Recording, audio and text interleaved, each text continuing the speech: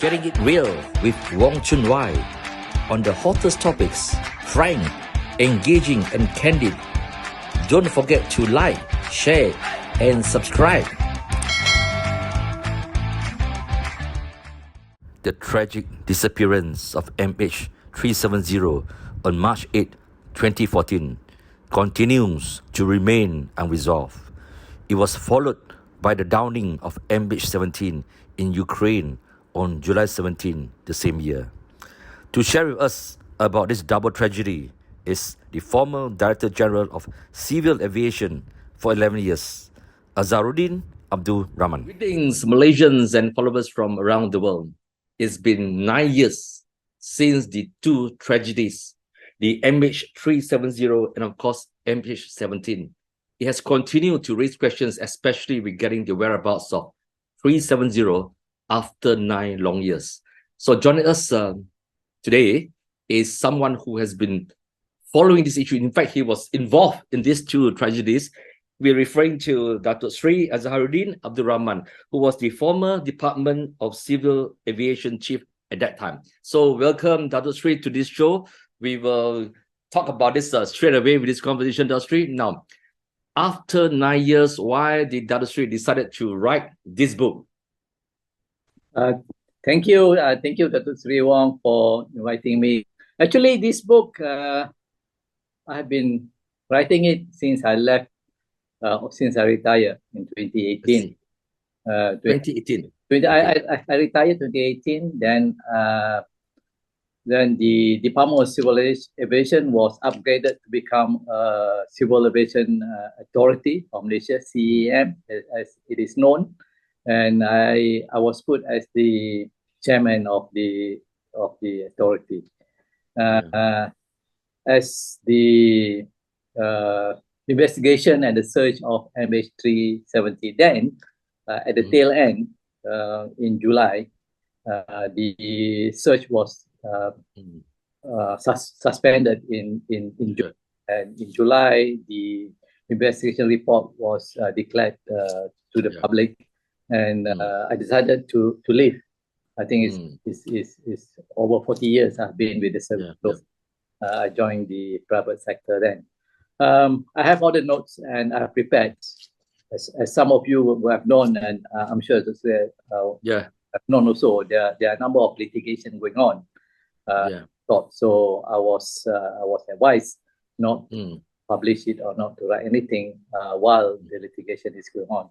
And 2019, you know what happened, the pandemic, it takes 2 years, and that's the time when the publisher again advised me it's not the right time to publish a book. Eventually, the process of litigation was over early 2022. And I start to contact again with the publisher. I start with the Malay version book first. This is a book. The Malay version was published in March 2022, and then I go to the English version. So that's the reason why it takes so long. Or because of circumstances of what's happening out there. So, Dr. Sri, beside because of the legal issues, you really had to wait for all these cases to be over.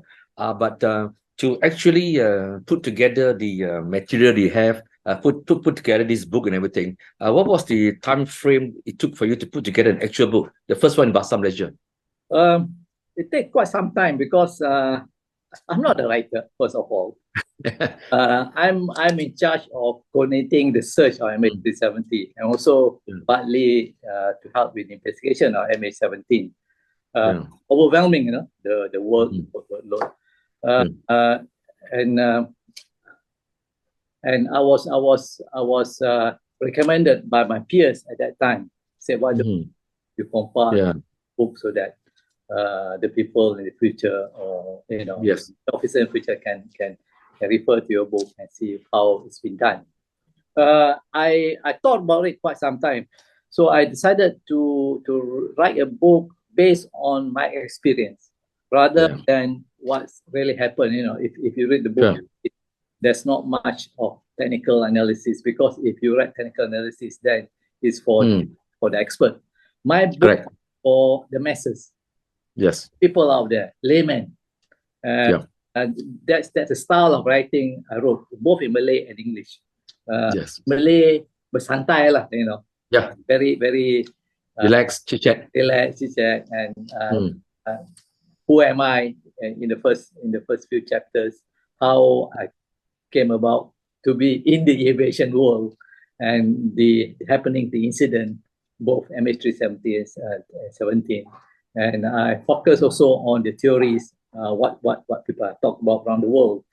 Then the report, basically report, and what I've achieved, what I've gone through, me, my family, and my immediate family, friends, and what I've done to part of it to the betterment of civil aviation in the world. So there's been many books written about the case. For example, I read this one. The cover looks very good. It says that the disappearing act. I thought that this writer could actually give some solution, but of course she did not give any solution, and she wrote actually quite negative things about Malaysia. Now this one of yours, because that it makes sense, because you actually behind and you were involved in it. When we look at all these articles when it has been written about the mystery, the biggest mystery in aviation history for MH370. Now, for you who was involved with it, what were the biggest barriers and frustrations in the search for a closure? As you know, we have not found the wreckage. Only bits and pieces, the debris. That's the most difficult, and because of that, a lot of theories been put up by even experts. The not so expert and the layman put a lot of theories, and then that has upset some of our workload, because we want to focus to know where the aircraft is. As you know, it's not been detected. Any of the satellite is not been detected by any of the radar at the end of the flight. The only help that we have is the communication between the aircraft and the satellite owned by Inmarsat. And that satellite is not a detection satellite. It is a communication satellite. Luckily, I think we have Inmarsat to give us an indication, and they work out on whatever mathematically analysis and all that thing. That also has been declared as should not be that way. But that's the evidence that we have. There's no other evidence. That is the biggest obstacle. Evidence that we have, which is almost nothing in the first few weeks. And with the help of Inmarsat and Air Accident Investigation Branch of UK, because they work together in London, and they are very helpful. They came all the way to Malaysia to brief us of what's happening. That's a breakthrough for us, and it's been acknowledged by that expert that came to Malaysia to help us, including Boeing, including Rolls-Royce, and all that thing. And still, number of theories is out there, you know, and that has upset not only us, but especially upset the next of kin. That's what we try. That's we try not to do. Is to give a correct picture, a correct what's happening to the next of kin, because you know that they are grieving, and they are very upset of not able to know what's happening, and they came bombarding with all the theories. We saw it's very difficult for us to work, and also the place that is been made known where the aircraft. I will put the word crash into the sea, or dive into the sea is a place where it's not an aircraft route, it's not the shipping, it's way out of the world, and the window for search is very narrow. So over there, you know, the sea is very rough, and we can only go during summer months, and only a few months, and the sea is very deep and it's not been surveyed before. So there's a lot of challenges for us. That's Yes. number of the Yeah, and obviously that there's nothing worse than to provide false hope and false leads, which will complicate the matters, especially for the next of kin of the victims. The record shows that 26 countries were involved in the search, which involved 82 aircrafts and 84 vessels. Now, over the years, since the tragedy, pieces of this marine debris they have been washed up to the coast of Africa and Indian Ocean islands, specifically Tanzania, South Africa, Mozambique, Mauritius, Madagascar. What does this suggest when all these debris are washed to this part of the world? Okay, I answer you in the okay. We've been criticized. You said, be sure the debris that you found in the African continent will belong to MH370. Why there's no debris on the coast of Australia? Because it's nearer to Australia, where we, the wreckage is supposed to be located. We have oceanographers in Australia that assist us, that help us, and gave us indication of the sea drift of Indian Ocean. And they say that Indian Ocean is one of the biggest dustbin in the world. Everything goes there. And if you look at a number of diagram in my book on the drift pattern, it drifted more towards the west, towards African continent, Madagascar, Africa, yes, and all that thing. And that's the reason why the debris found in this part of the world. I see. And true enough, when we found the first debris, we found was the flaperon in of La Réunion, just east of Madagascar. And then we found a few more, and locals also found a few more in the coast of Africa, including South Africa, Tanzania, and all that thing.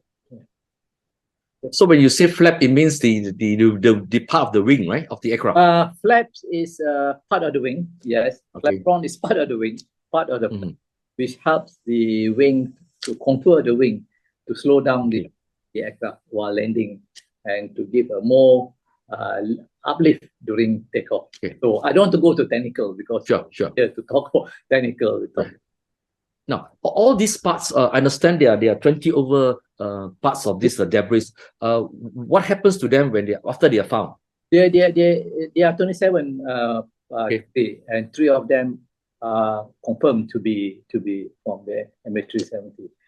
Why confirmed? Because we have a number H on the parts, like the flaperon. Although the serial number is not there, but there was the numbers of manufacturing numbers, which the French authority counter-checked with the manufacturer, which is CASA in Spain. Going true enough, that batch number of flaperon is fitted to this, but I mean to MH370. They don't call it 370 then because the serial number, all in aviation, every part's fitted to the aircraft, thousands of them, all listed and documented, and you keep that for life.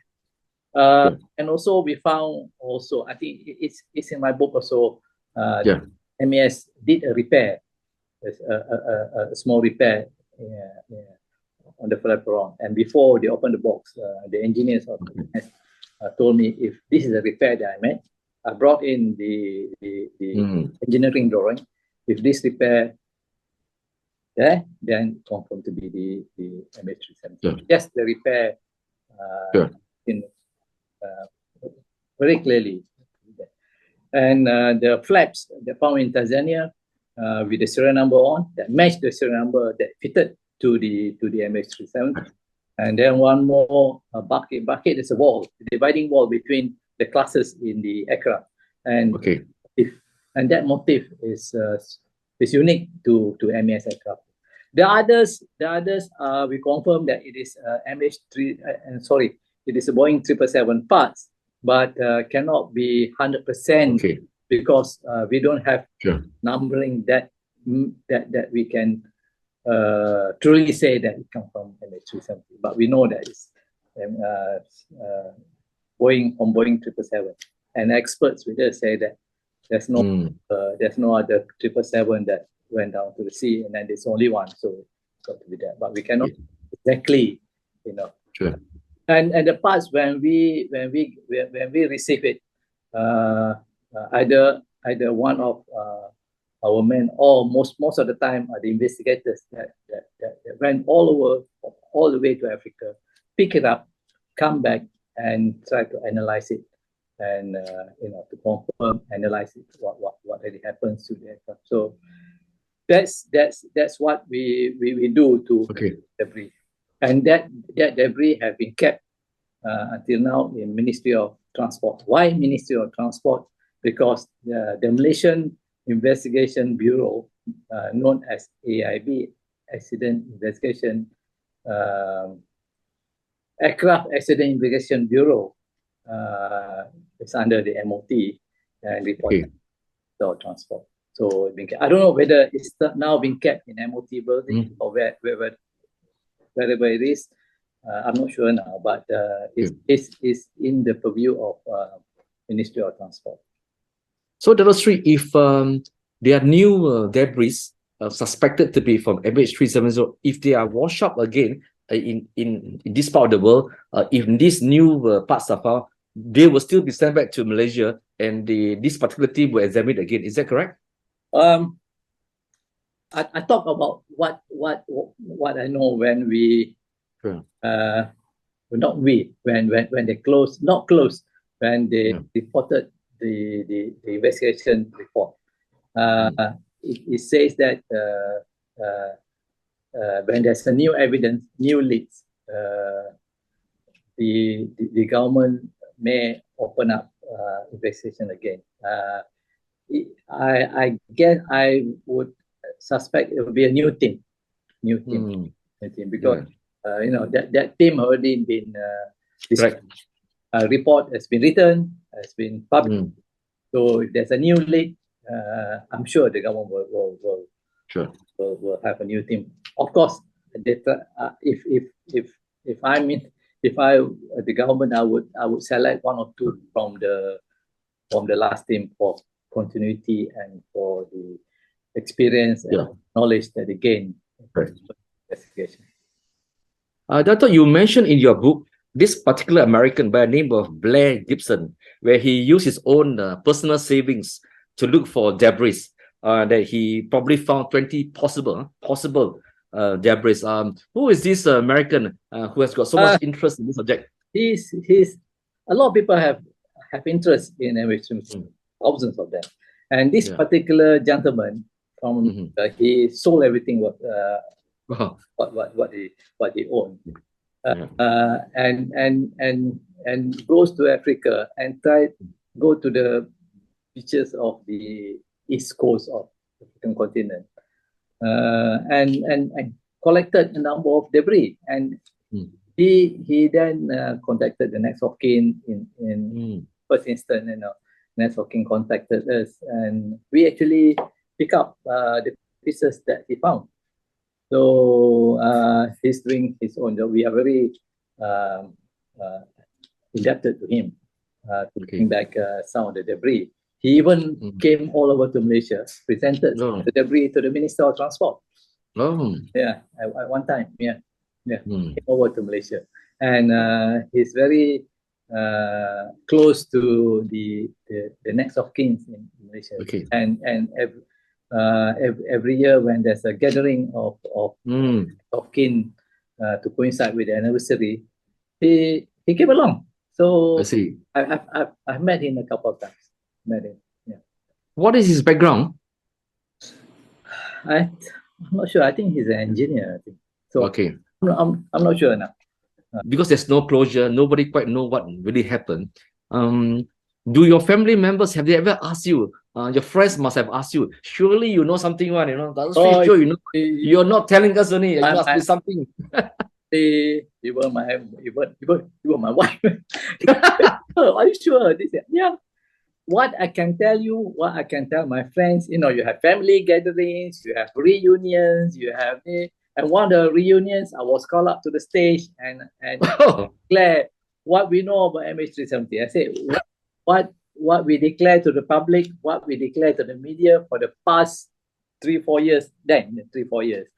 And that's all I can tell you. Theories, yes, there are lots of theories going on, but they remain as theory. I'm not saying it's right or wrong. Sure. It's just a theory, and we cannot put out theory because we don't have the evidence. And somebody say, we know that the aircraft landed in Diego Garcia, and they kill all the people, and recently, I think last year, I think they have a not Facebook, YouTube on the crew still alive in Diego Garcia, all that, but he declared it was fake in the end of it. This is what we are worried about. This is what the government is worried about. Giving a false hope to the next couple. And when they talk about Diego Garcia, you were my friends, you were my family. So I asked them again, what evidence do you have that they are in Diego Garcia? He contacted Diego Garcia authority, not directly, because it is an air base, American air base, leasing the island which belong to the United Kingdom. You have to contact the Americans embassy in Kuala Lumpur, and they say that the aircraft is not there. So this is something very sometimes intimidating when you meet a lot of people. That's one of the reasons why I wrote this book, because everywhere I go, people ask me what happened. Same questions. No, this Diego Garcia, where is it located exactly? And why do people keep on saying Diego Garcia? Why? Where is it located? It's located in the Indian Ocean. In the ocean, okay. Right. In the Indian Ocean. West of Maldives, somewhere there. Okay. All right. That's a base of the American fighters and all that as a forward base for the operations in the Middle East, in the Europe. Okay. No, you have. This another popular story which you also mentioned in your book. Of course, people talk about mangosteens and batteries, but it's quite common for airlines to carry mangosteens, right? Yes. When this is the work of the investigation. Really, I should not talk about. I'm not an investigator, but we discussed a lot of things, and the investigation report also was put up in MOT website for the public to read it, to download it. When you talk about lithium battery, it's a consignment that is very common because it's made in Penang and is transported to China to be various equipment, especially on mobile phones. And mangosteen, the Chinese like it, and it most of the time it's a Malaysian mangosteen. This time, whether there's a mangosteen season in Johor. I think it's Johor and also in one of our neighboring countries. So it was from a neighboring country because that it was off season for Malaysia for mangosteens. So if you read the report, both systems are being packed as per the standard packing procedure, as in accordance to the standards stipulated by the International Airline Transport Association. So however, from the report also, the investigation have done tests on both parts, on both consignment, and to see does it have any impact or does any explosion or whatever, and they say that both of the consignment of the cargo consignment does not have any bearing on the incident. So it can. That's really that in your book, you mentioned that you had to stay in a hotel for maybe 3 months. You're away from your family almost all the time because of the time involved.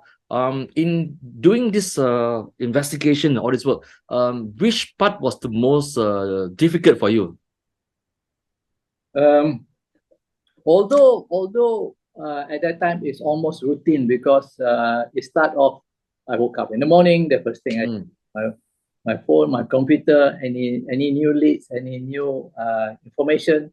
Then after breakfast, we meet and we went through what we have to do for the day, and what are the new information, how is the search is going on, who is doing what, where, and then we have to prepare the press conference to the minister. And by after lunch, the minister will come in. We went through the press conference detail and the press conference proper, and then the post-mortem of the press conference. Then have a bit of bite for dinner. Again, meeting with my team to strategize what next to be done, what are we done for the day, and what to do tomorrow. And the first few weeks, there's not much information that we see. That's a difficult part of it. And the journalists, you yourself know, you are the journalists as well, and they are hungry for information. Can't blame them, because they have to report to the world. And we as well, we like to give information. We not have that information that we give. And information that they require, we have to go through a proper process that will be disseminated to the press, because they are going to be reported to the world. So lots and lots of things that we have to be careful about. So all reports have to be collaborated. It's something that, yes, it is actually happened, and we need the substantiation, and we need the evidence. So all to be done in a matter of sometimes hours and some days, which can be very, very difficult to get to. So and a lot of journalists, especially for overseas, are very aggressive. They didn't wait for the press conference. They come to us, and in the book, one of them tried to go into my room. They asked me to give an exclusive interview for them. I don't want to tell which country. I think you know, they're very aggressive. I can deduct. Very aggressive. So I said, why don't you wait for press conference, and we have to tell the other journalists as well, the other reporters. So it's very unfair that we give you the information, but not to the others. Adosri, you know that in the investigation, the media, the pressure and everything, of course, we can now laugh over it. We have a Malaysian BOMO. From your book, it says that there were also psychic, shaman, and all types of offer that came from other countries as well. Is that correct? Yes. The most famous BOMO is the one with the coconut and two. But fortunately, they didn't come to see us. They work on their own. We have not one but 2 or 3 that came to us, say that we know where the aircraft is. We can help you. We should be able to locate. But they say that we want something, in Malay they call it pengeras. Pengeras means as a token, So when we talk about token, they are not talking about 1 or 2 ringgit. They are talking about 5 or 6 M. So I said, no way I can do this. I said, who's going to pay? And then government payment system is not something that You tell me, Yeah. I pay. You know, Not to justify. process of tendering and all these things. You know, I have to go to the top, and I don't want to make a fool of myself to say that Correct. Momo wants this amount, and can we spare them? Even talking about Ocean Infinity, when they want to do it on no cure, no fee, we have to go through the to the cabinet to get not that can be signed off by the Director General. So I think they will throw it out at you. we have psychic that came from Vietnam. I received a call from Vietnam embassy. Can we see you? Say why? I have somebody who just arrived from Vietnam and want to see you. He brought a message from his master. So fortunately, I'm quite free that morning. So I said, okay, why do we come over? At that time, I was staying in RealChunWai, and he, typical of Asian courtesy, came and very happy to see me with that sign and then bow. Say, what's going on? No, don't do that. I'm not king or what, you know. So he came and they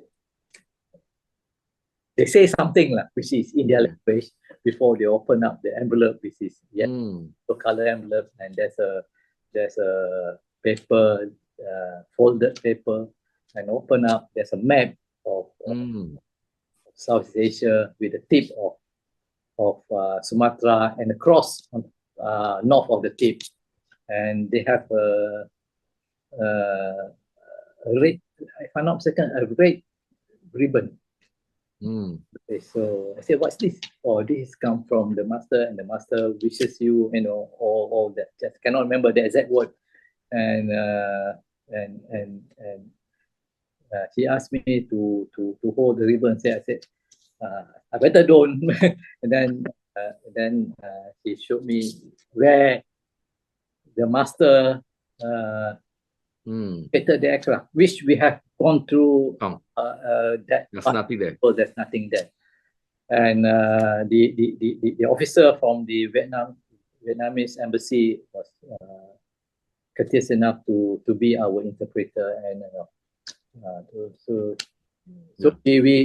we say thank you, and I asked him, how do you come? He said, we fly. Paid for by the government? No, it's their own money. Okay. Their own money.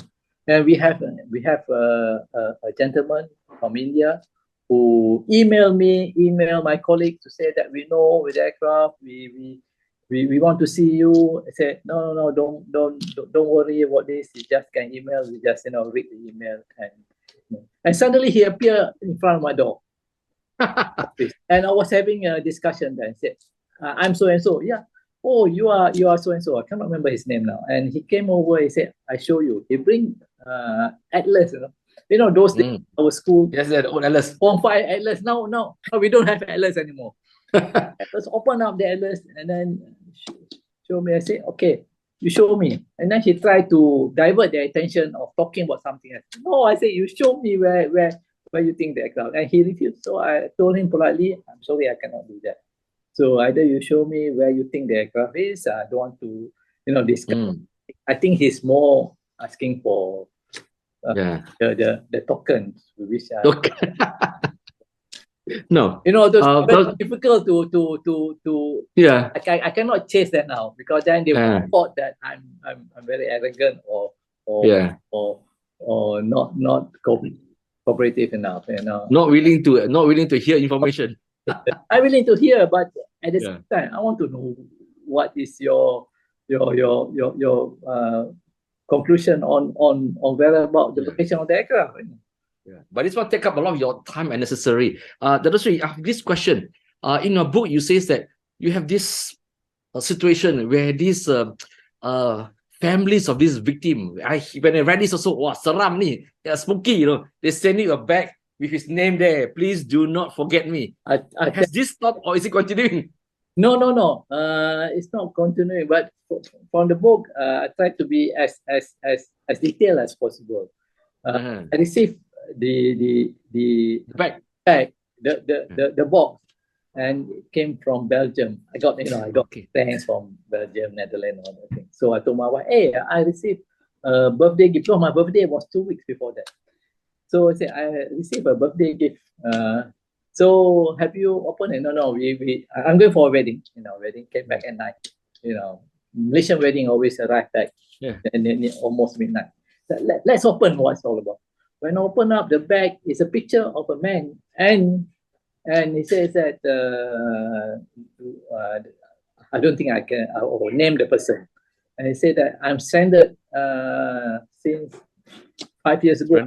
Oh my God. And the picture of it. So I call up a colleague of mine for MES. Can you check from your list that this gentleman is one of the Chinese passenger on board the MH370? He said yes. I said why? Because I received a bag, with this picture on it, and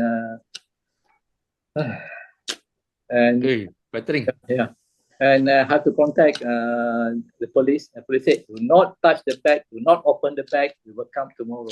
So I told him, if you come with a forensic team, do not switch on the siren. You scare off the neighbors. So he came over. The bomb squad came and looked at the bag. They came with all the hazard uniform. Took the bag away, and I have to give statement and everything.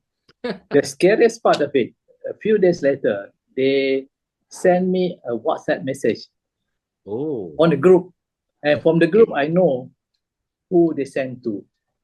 Okay, they can get my handphone number quite easily, But I just moved to that house only a few months back, and they know my address. So fast. So fast. Dosri, I want to wrap this up with a question. The lessons to learn. Okay, I understand that in the case of for flying, now from the cockpit, there must be at least one co-pilot who must be there. You cannot have both pilots not around in an autopilot now, or there's one. And of course, we also have this war in Ukraine, and our plane flight was shot down, MH370, as we flew over Ukraine. The war in Ukraine is still ongoing. So my question here is that do airlines are they more careful when they fly across what they call it, this war-torn zone? What do they do? Before that, I correct you when there's on the cockpit, inside the cockpit. Okay. Nowadays only 2 pilots fly, 1 captain, 1 first officer. When any one of them have to go out, and one of the cabin crew have to sit in. So it's not the next pilot, cabin crew, just ensure to make sure that everything, nothing untoward thing happened. As for you say that flying over a war zone, conflict zone. After what has happened on MH17, ICAO, International Civil Aviation Organization, have come up with a protocol, not a law, not a policy, but highly recommended procedure that any country that have a conflict on the ground, even on the ground, with missile being fired and all these things, to declare their airspace to be closed. Yes, and if they know more and it's not being closed, then somebody will close to declare that no fly over such area. Even Ukraine is very obvious. There's a war going on. It's not conflict anymore, and the whole airspace being closed. Even Belarus, we have problems going there. The aircraft have been diverted, and that also been closed by the Russians. So no fly zone over there. And IQ also have urged airlines to share information if they know that the area, any part of the world that they know is not conducive for commercial aircraft to fly over. So they submit their knowledge, their whatever they know on the airspace, on the space, whether it's in conflict or dangerous or what. Then the other airline will know about it. And airlines are supposed to do risk assessment of any areas that they think is conflict or dangerous to their flight. So this is something that need to be done by everyone concerned in civil or commercial airlines.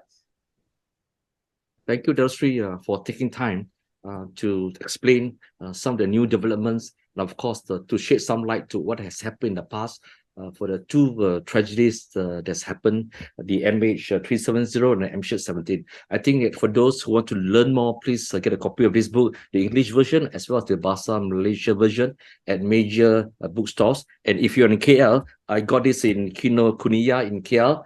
It's priced at 59 ringgit. It's a good book. Read about it. There's lessons to be learned, and of course, in every year we mark the disappearance of MH370, the anniversary. We always mark it. We think about those who have depart from here, the families, the staff of Malaysian Airlines, and together with Dr. Sri and myself, we will never forget what's happened, and we hope that at some point we will have a conclusion and an answer to that. And to Malaysians and followers from around, thank you for joining me and Dr. Sri on this program, and stay tuned. Thank you. Thank you. Good night.